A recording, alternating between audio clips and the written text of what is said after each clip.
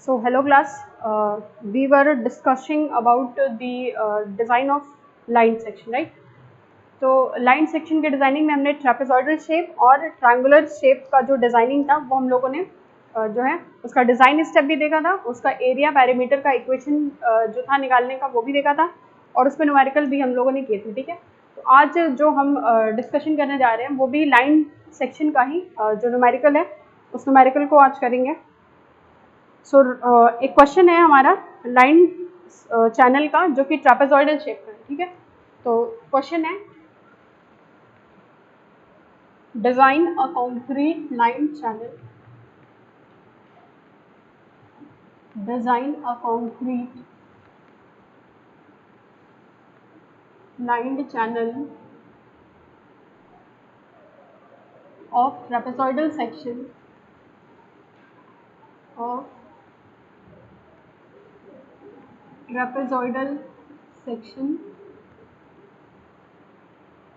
to carry a discharge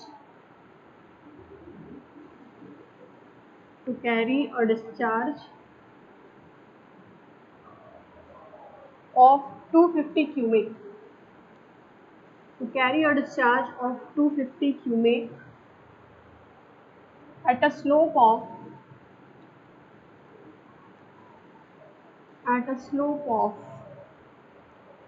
1 in 6,000. At a slope of 1 in 6,000. The side slope of the channel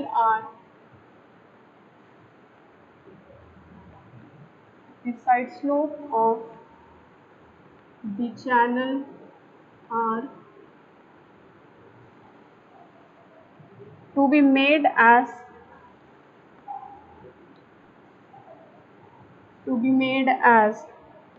1 in 1/2:1 and a limiting depth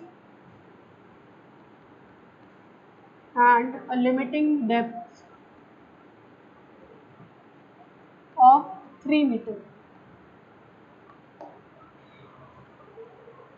And a limiting depth of 3 meters is to be maintained.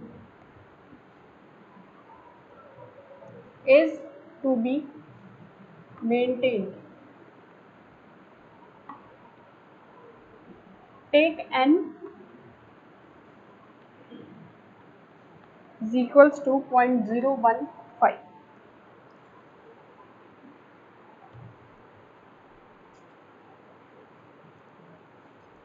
ठीक है, जो question है हमारा, question बोल रहा है कि एक कंक्रीट लाइन चैनल है ट्रेपेजॉइडल सेक्शन का जिसका डिस्चार्ज जो है वो कितना है 250 क्यूबिक और उसका जो हमें स्लोप दिया हुआ है एस की वैल्यू वो दी हुई है 1 in 6,000. ठीक, साइड स्लोप जो है वो 1 in 1/2:1 यानी कि 1 in 1/2 हॉरिजॉन्टल 1 वर्टिकल का है। और इसके साथ ही थोड़ा सा हमको जो इसके पहले हम लोगों ने जो न्यूमेरिकल किया था उसमें हमें क्या था, लिमिटिंग वेलोसिटी गिवन होती थी। लिमिटिंग वेलोसिटी अगर हमें गिवन रहती थी तो हम उसकी हेल्प से क्या करते थे, आर की वैल्यू को फाइंड आउट करते थे। लेकिन इसमें क्या है कि हमको लिमिटिंग डेप्थ की वैल्यू गिवन है। ठीक है, तो लिमिटिंग डेप्थ यानी कि जो हम डिजाइनिंग करते हैं तो बी डी और एस की वैल्यू जो फाइंड आउट करते हैं उस बी डी और एस में से हमको डी की वैल्यू जो है वो गिवन है। ठीक है, तो ये जो हमको लिमिटिंग डेप्थ दे रखा है कि हमें जो कनाल सेक्शन है जो हम लोग कंक्रीट की लाइनिंग करके जो हम ट्रेपेजॉइड शेप का बना रहे हैं उसकी डेप्थ हमको 3 मीटर मेंटेन करनी है। ठीक है, और बोल रहा है हमसे कि आप n की वैल्यू जो है मैनिंग्स कांस्टेंट है जो हमारी मैनिंग्स उसकी वैल्यू हमको लेनी है कितनी 0.015। ठीक है, तो इसके हेल्प से हमको डिजाइन करना है यानी कि हमें निकालनी थी बी डी और एस की वैल्यू। अब वही हमें क्या करनी है, डी की वैल्यू को लिमिट कर दिया है कि 3 मीटर लेके चलना है, बी की वैल्यू को हमें फाइंड आउट करना है, एस की वैल्यू को हम फाइंड आउट करेंगे। ठीक है, तो एस भी जो है हमको क्वेश्चन में क्या गिवन है 1 in 6,000। तो हमें क्या करनी है कि बी वैल्यू निकालेंगे, आर की वैल्यू निकालेंगे। ठीक है, तो क्वेश्चन जो है वो लगाते हैं। सबसे पहले तो जो हमारा चैनल है वो किस शेप का है, ट्रेपेजॉइड शेप का है। ठीक है, ये हमारा ट्रेपेजॉइडल शेप है और ये जो है हमारा एफएसएल लेवल है। ठीक है, तो लाइनिंग जब हम किसी भी जो हमारा चैनल सेक्शन है उसकी जब हम लाइनिंग करते हैं तो ट्रेपेजॉइड शेप की भी जब हमने लाइनिंग की है तो उसके जो हमारे कॉर्नर्स हैं क्योंकि जो लॉसेज हैं उनको रिड्यूस करने के लिए हमने क्या किया था कि जो कॉर्नर्स हैं उन कॉर्नर्स को हमने क्या किया, राउंड ऑफ किया। ठीक है, ये जो दोनों कॉर्नर है हमारे ट्रेपेजॉइडल सेक्शन के, इन दोनों कॉर्नर्स को हमने राउंड ऑफ किया। राउंड ऑफ क्यों कर रहे हैं? हाइड्रोलिक एफिशिएंसी को बढ़ाने के लिए, ठीक है। अब इसको जब हमने राउंड ऑफ कर दिया तो हमारा जो चैनल का सेक्शन है उसको हम कैसे डिवाइड करेंगे? यहाँ पर एक जो सेक्शन है हमारा वो बन रहा है किसका? रेक्टेंगल का, ठीक है। ये जो रेक्टेंगल है इसकी विड्थ कितनी है? b, और इसकी जो ये साइड है वो कितनी है? d, ठीक है। ये हमारा b और d हो गया। क्योंकि इसकी जो बॉटम विड्थ है वो b है, तो ये रेक्टेंगल के दो साइड्स इक्वल होते हैं, इसलिए जो इसकी टॉप विड्थ भी होगी वो भी क्या हो जाएगी? स्मॉल b, ठीक। उसके बाद से क्या किया हमने? ये जो दोनों हमारे कॉर्नर को जो हमने राउंड ऑफ किया था, इस कॉर्नर को राउंड ऑफ करने के बाद ये जो हमारे कर्वेचर्स बन रहे हैं, इसकी वजह से ये क्या बन रहा है? हमारा एक सर्कल का सेगमेंट बन रहा है, ठीक है। यहाँ पर ये जो सेगमेंट बना है वो सर्कल का बना है, इसको भी हम उसी तरीके से बना देंगे। तो ये क्या है? हमारा सेगमेंट ऑफ सर्कल, ठीक है। और यहाँ पर जो दो हैं हमारे, ये क्या बन रहे हैं? राइट एंगल ट्रायंगल, ठीक। यानी कि जो टोटल हमारा जो हमारा ट्रापेजॉइडल शेप है वो 5 पार्ट में डिवाइड हो गया। एक रेक्टेंगल, दो सेगमेंट ऑफ सर्कल और दो ट्रायंगल, ठीक। अब ये एंगल थीटा है, तो ये जो एंगल होगा वो भी क्या हो जाएगा? थीटा। ये एंगल थीटा है, ये भी एंगल क्या हो जाएगा? थीटा, ठीक है। अब देखिए, क्योंकि ये जो पार्ट है हमारा वो किसका है? सर्कल का सेगमेंट है। तो अगर ये हमारा सर्कल है और ये सर्कल का अगर ये साइड, ये हमारे रेक्टेंगल के एक साइड जो है कोइंसाइड कर रहा है, ठीक। तो अगर ये d है तो यानी कि हर जगह रेडियस क्या हो जाएगा? d हो जाएगा, और यही एंगल जो है थीटा है। ये जो है हमने पूरे सर्कल का एक सेगमेंट जो यहाँ पर है वही सेगमेंट यहाँ पे भी दिख रहा है। तो अगर ये डिस्टेंस हमारी d हुई तो ये भी क्या हो जाएगी? d, क्योंकि वो एज अ रेडियस वर्क करेगा, ठीक। उसी तरीके से अगर ये d है तो ये भी क्या हो जाएगा? हमारा d, ठीक। तो ये तो हमने सर्कल के बारे में देख लिया। अभी क्या है कि जो ये हमारा राइट एंगल ट्रायंगल यहाँ पे बन रहा है, इस राइट एंगल ट्रायंगल का ये जो एंगल है वो थीटा दे रखा है, ठीक है। और ये जो d डिस्टेंस है ये परपेंडिकुलर डिस्टेंस है, ठीक है। तो ये जो अब इसका जो इस ट्रायंगल का जो बेस है, हमने उस बेस को क्या मान लिया? x, ठीक है। अब हम क्या करते हैं? इस बेस यानी कि x की वैल्यू को कैलकुलेट करते हैं। तो अगर हम यहाँ पर लिखें tan theta is equals to, tan theta is what? Perpendicular by base, यानी कि d बाई एक्स। तो x इज इक्वल टू क्या हो जाएगा हमारा? d बाई tan थीटा, ठीक है। और 1 बाई tan थीटा को क्या लिख सकते हैं? cot theta. इसलिए हमने क्या लिख लिया? x बराबर d cot थीटा, यानी कि ये जो x का बेस वाला जो कॉम्पोनेंट है इसकी वैल्यू हमारी क्या आ गई? d cot थीटा, ठीक है। यानी कि ये जो डिस्टेंस है हमारी, ये जो है वो एज अ बेस है, इसलिए ये जो वैल्यू होगी वो कितनी होगी? d cot थीटा, ठीक।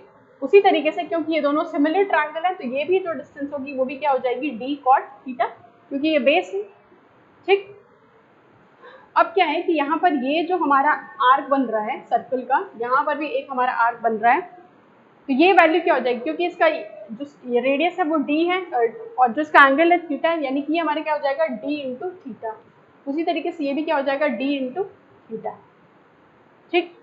अब हम क्या करते हैं? सबसे पहले एरिया और पैरामीटर का इक्वेशन निकालते हैं। तो जब हम एरिया का इक्वेशन निकालेंगे तो एरिया का इक्वेशन निकालने के लिए हमें ये पांचों, यानी कि एक हमारा रेक्टेंगल, दो हमारे सर्कल और तीन जो है दो जो है हमारे ट्रायंगल, इन सबको क्या करना पड़ेगा? इन सब का इंडिविजुअल एरिया निकाल के हमें ऐड करना पड़ेगा, तो जाके हमें टोटल एरिया जो है वो मिल जाएगा, ठीक है। तो सबसे पहले हम इस रेक्टेंगल का एरिया लेते हैं। तो इसका जो बेस है वो b है और ये जो साइड है d है, यानी कि इसका एरिया क्या हो गया हमारा? b इंटू डी, ठीक है। b इंटू डी, ये इसका एरिया हो गया, ठीक। अब क्या करते हैं कि ये हमने इसका एरिया ले लिया। अब जो है हमारा ये जो राइट एंगल वाला पार्ट है इसका एरिया लेते हैं। तो जो हमारा राइट एंगल ट्रायंगल होता है उसका एरिया क्या होता है? 1/2 इंटू बेस इंटू हाइट। तो 1/2, और जो बेस है हमारा, बेस क्या है? x, और x की वैल्यू हमने क्या निकाली है? d cot theta. ये क्या हो जाएगा? d cot थीटा, ठीक है। और इंटू हाइट, ये क्या है हमारा? d, यानी कि ये भी क्या हो जाएगा? d, ठीक है। क्योंकि ऐसे ऐसे जो हमारे पास कितने ट्रायंगल हैं? दो हैं, तो इसलिए हमने ये एक ट्रायंगल का निकाला और इसको 2 से मल्टीप्लाई कर दिया, तो हमें क्या मिल जाएगा? दोनों राइट एंगल ट्रायंगल का दोनों का एरिया, ठीक है। उसके बाद क्या करते हैं? अब जो हमारा सेगमेंट है सर्कल का, इस सर्कल के सेगमेंट का हम एरिया फाइंड आउट करते हैं, ठीक है।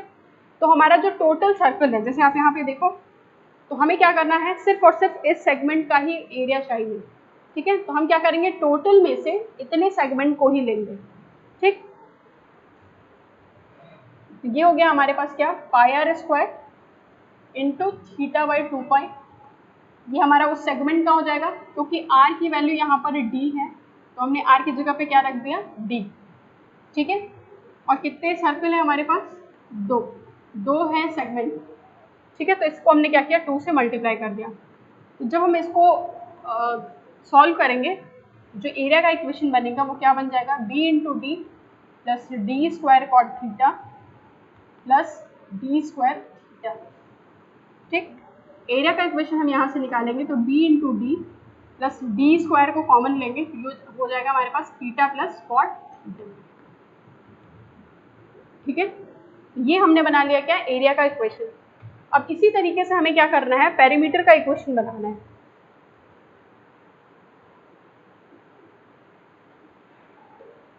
फाइनली जो हमको मतलब है, वो हमको इसी जो एरिया का इक्वेशन है, इस एरिया का इक्वेशन को हम मान लेते हैं क्या, इक्वेशन 1, ठीक।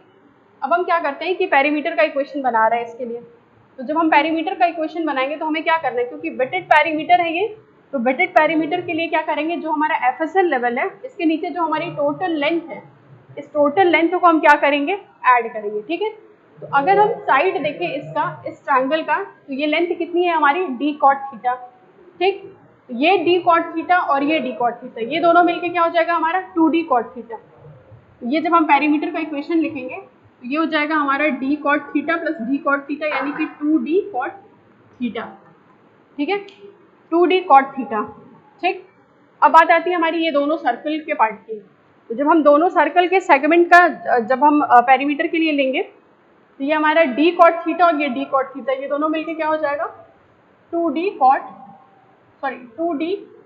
थीटा, ठीक है। ये डी थीटा है और ये भी डी थीटा है, तो दोनों मिलके क्या हो गए हमारे 2d थीटा, ठीक। और फिर उसके बाद हमारा कौन सा एक साइड बच रहा है, जो हमारे ये रेक्टेंगल का पार्ट है, ये क्या हो गया हमारा प्लस b। यहाँ से जो हमने पेरीमीटर का इक्वेशन निकाला है, तो हमें क्या करना है, 2d को कॉमन ले रहे हैं, यहाँ पे वैल्यू क्या बचेगी, theta plus cot theta plus b, ठीक है। इसको हमने क्या किया है, इक्वेशन 2 मान लिया, ठीक। इस तरीके से हमने जो वैल्यू थी हमारी थीटा और कॉट थीटा की, वो वैल्यू हमने क्या की, फाइंड आउट कर ली एरिया और पेरीमीटर की, ठीक है।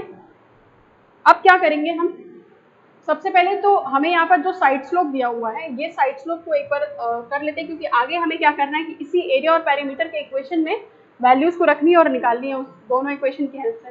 तो सबसे पहले जो हमारा साइड स्लोप है, साइड स्लोप बोल रहे हैं कि 1 in 1/2 horizontal is to 1 vertical, यानी कि अगर हम इसको देखें तो ये हो जाएगा हमारा 3/2 और 3/2 यानी कि 1.5, तो 1.5 हॉरिजॉन्टल इज टू 1 वर्टिकल, ठीक है।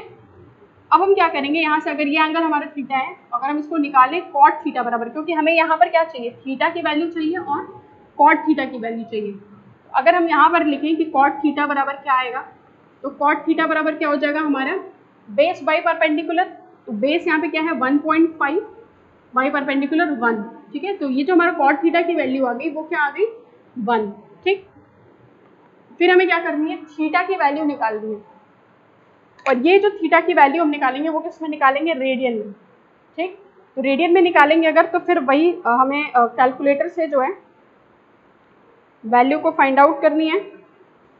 रेडियन में जब हम इसकी वैल्यू रखेंगे, यहाँ से जब हम थीटा की वैल्यू निकालेंगे तो मोड पे जाके रेडियन सेलेक्ट करेंगे और उसके बाद हम इसको 10 इनवर्स में कन्वर्ट करके 1/1.5, यहाँ से जो हमारी वैल्यू आएगी थीटा की रेडियन में वो आ रही है 0.588, ठीक है। उसको हम लिख रहे हैं 0.59 रेडियन, ठीक है। ये हमने क्या की, थीटा और कॉट थीटा की वैल्यू जो है वो कैलकुलेट हो गई, ठीक। अब हमें क्या करना है कि ये जो हमने यहाँ पर इक्वेशन बनाया है, क्योंकि क्वेश्चन में हमको एक कंडीशन ऑलरेडी गिवन है कि लिमिटिंग डेप्थ कितनी रखनी है हमको, 3 मीटर, ठीक है। तो d की वैल्यू जो है वो हमें पता है यहाँ पर कितनी है, 3 मीटर। और थीटा और कॉट थीटा की वैल्यू जो है हमने यहाँ पे जो कॉट थीटा बराबर 1.5 और थीटा बराबर 0.59 रेटिंग, यानी हम क्या करेंगे, ये जो हमने इक्वेशन 1 और 2 बनाया है इसमें थीटा, कॉट थीटा और डी की वैल्यू को लिख लेंगे, ठीक है। और उसके बाद हम इसका एक सिंप्लीफाइड जनरलाइज्ड इक्वेशन जो है वो बनाएंगे। तो क्या करते हैं, इसको यहाँ पर वैल्यूज को पुट कर देते हैं। तो इक्वेशन 1 सबसे पहले जो हमने एरिया का इक्वेशन लिखा है, इस एरिया के इक्वेशन में अगर हम वैल्यू को पुट करें तो ये हो जाएगा हमारा 3b प्लस 9 थीटा इज 0.59 और प्लस कॉट थीटा इज 1.5। तो यहाँ से अगर एरिया आएगा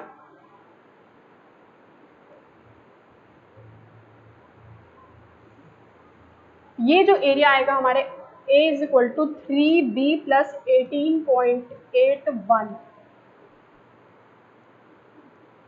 ठीक। ये हमारा एरिया आ गया b के टर्म में, राइट। इसको हमने लिख लिया इक्वेशन 3। अब इसी तरीके से क्या करेंगे, जो हमने पेरीमीटर का इक्वेशन निकाला है इस पेरीमीटर के इक्वेशन में भी सेम हम क्या करते हैं, वैल्यूज को पुट करेंगे। ये हो जाएगा हमारा b प्लस 2 इंटू 3, यानी कि ये हो गया हमारा 6 और ये हो गया हमारा 0.59 प्लस 1.5।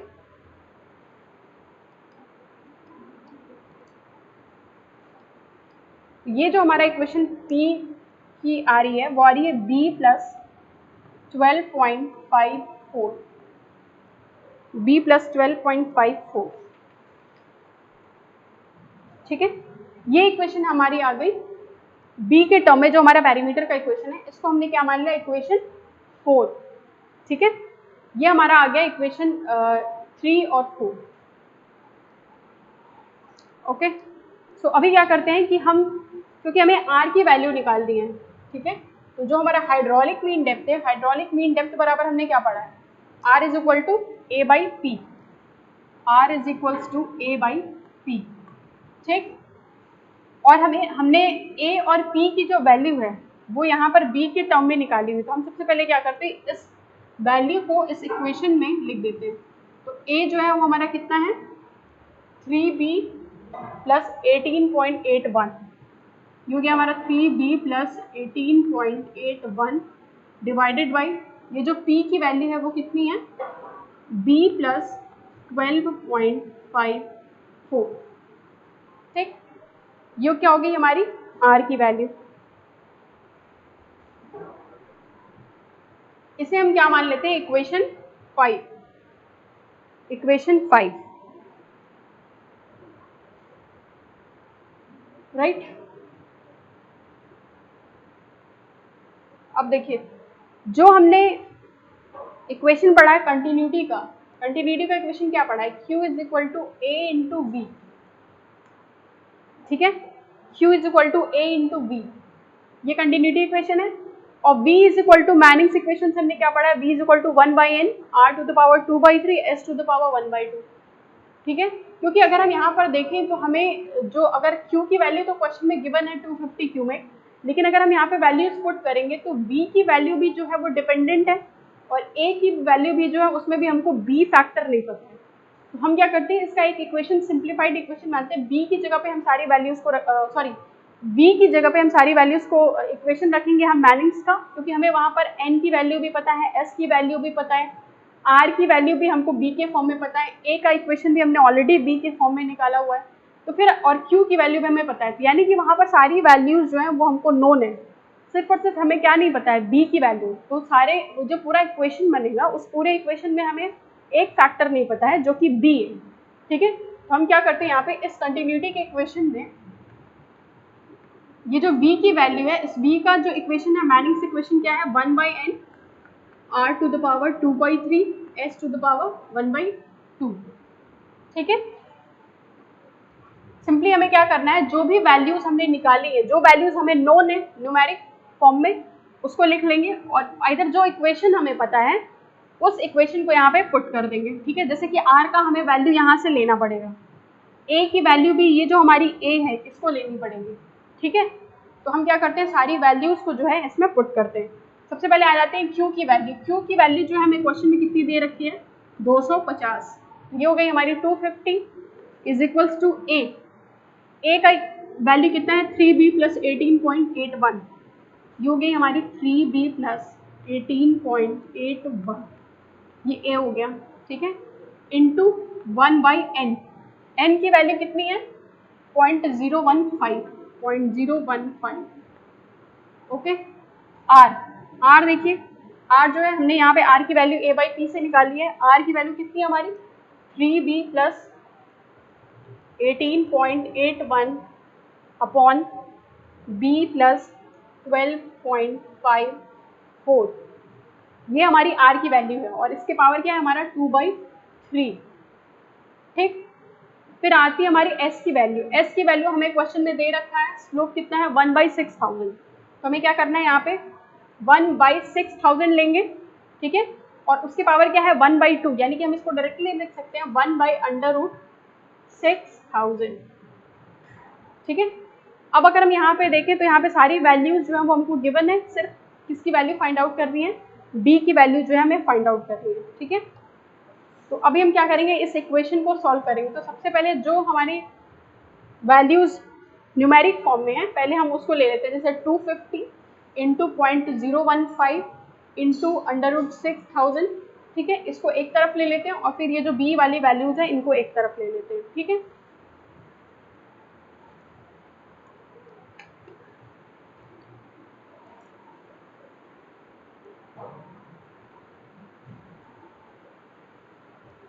तो ये जो इक्वेशन को जब सॉल्व करेंगे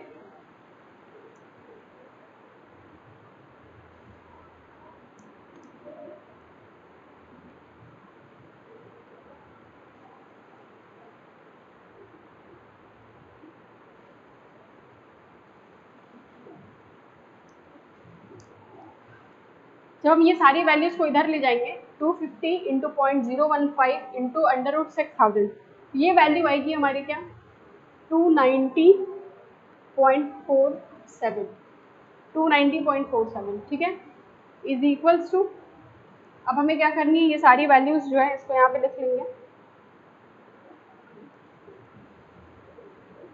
अब अगर हम देखें तो ये जो हमारा फैक्टर है 3b प्लस 18.81 और यहाँ पर भी वही है 3b प्लस 18.81, दोनों का बेस सिमिलर है, तो हम क्या करेंगे पावर को ऐड कर देंगे, ठीक है। तो अगर हम पावर को ऐड करें तो इसके पावर पे क्या है 1 और इसके पावर पे क्या है 2/3, ठीक है।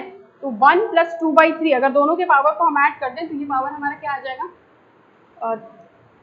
3b प्लस 18.81, तो बेस सेम है तो हमने इसको लिख लिया, पावर को ऐड करेंगे 1 प्लस 2/3, आई थिंक ये आ जाएगा हमारा 5/3, ठीक है, ये आ जाएगा हमारा 5/3 अपॉन ये क्या है हमारा b plus 12.54 to the power 2/3, ये एज इट इज है, ठीक।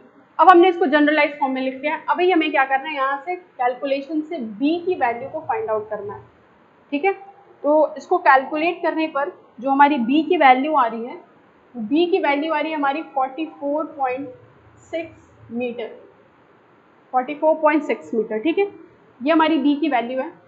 और जो हम लोग डिज़ाइन के लिए b और d निकालते हैं, d ऑलरेडी हमें लिमिटिंग डेप्थ गिवन है कितनी 3 मीटर, क्योंकि यही लिमिटिंग डेप्थ की वैल्यू जो है हमने d की वैल्यू 3 मीटर रख के ही ये b की वैल्यू जो है वो निकाली हुई है, ठीक है। तो इस तरीके से क्या है कि हमारा b और d ये दोनों वैल्यूज जो हैं वो हमारी आ गई, ठीक। तो b और d दोनों वैल्यूज जो हैं वो आ चुकी हैं। तो ये जो न्यूमेरिकल है हमारा डिज़ाइन का, ये न्यूमेरिकल डिज़ाइन का जो हमारा लाइन चैनल का डिज़ाइनिंग है, और आई थिंक जितने भी टाइप ऑफ न्यूमेरिकल थे लाइन डिज़ाइनिंग में वो सब हमने करा दिए और लाइन डिज़ाइनिंग का कंसेप्ट भी बता दिया है। तो अब इसके बाद लाइन डिज़ाइन में अब कुछ नहीं बचा हुआ है, क्योंकि हमने ऑलरेडी ट्रापेजॉइडल, ट्रायंगुलर शेप और जो भी फैक्टर्स हमारे नहीं पता, चाहे अगर हमको कभी v नहीं दिया है, कभी v दिया है, कभी v ना दे के हमको कोई रेशियो दिया हुआ है b/d दिया हुआ है, और अगर हमें ये दोनों नहीं दिया है तो उसके साथ अगर d की वैल्यू गिवन है, तो हमने सारे काइंड ऑफ न्यूमेरिकल जो है वो लगा लिए हैं। अब इसमें कोई भी अदर पॉसिबिलिटी जो है वो नहीं है, ठीक है। तो आई थिंक कि समझ में आ गया होगा आप लोगों को लाइन चैनल। और नेक्स्ट जो टॉपिक होगा हमारा तो हम लोग नेक्स्ट लेक्चर में टॉपिक डिस्कस करेंगे रिवर ट्रेनिंग्स, ठीक है। So till then thank you so much for watching this and अगर कोई भी प्रॉब्लम हो तो आप पूछ सकते हैं, ओके। So thank you.